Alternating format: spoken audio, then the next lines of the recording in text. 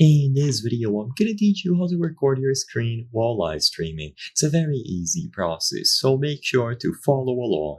In this video, I'm gonna teach you how you can simultaneously record your screen and stream at the same time. I'm gonna be teaching you how to do this in OBS. You can follow along with any other tool that you have that allows you to both live stream and record, but as I've mentioned before, I'm going to be giving you specific instructions for OBS because I believe it is by far the most popular choice for this. So if you don't have OBS, you can download it at obsproject.com for Windows, Mac, or Linux, and once you have it installed, you will be able to set it up.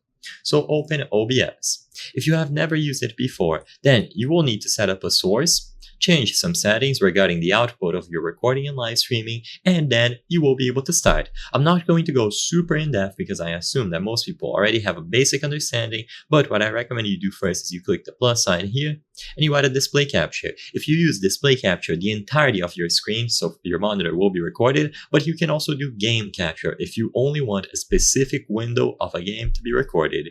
Then you can add other stuff like audio input, so your microphone, and other options. Again, I'm not going to go super in depth. Then the next important thing is to head over into these settings and then check the Stream and Output tab. In Stream, you will be able to connect your account to a specific service, so for example Twitch, YouTube, and other popular ones. And if you go to Output, you can change the settings about streaming and recording. Because there is a lot to go over, I cannot cover everything. Depending on your network speed, you can get away with more bitrate when it comes to streaming. Depending on the GPU that you have, you will have different encoder options, and you should watch a separate video to set this all up. But to actually do the thing that I mentioned in the title of this video, you simply have to start streaming, so you click this option. Assuming that you have a stream set up, you will be able to give it a name, a description, and this is going to start streaming.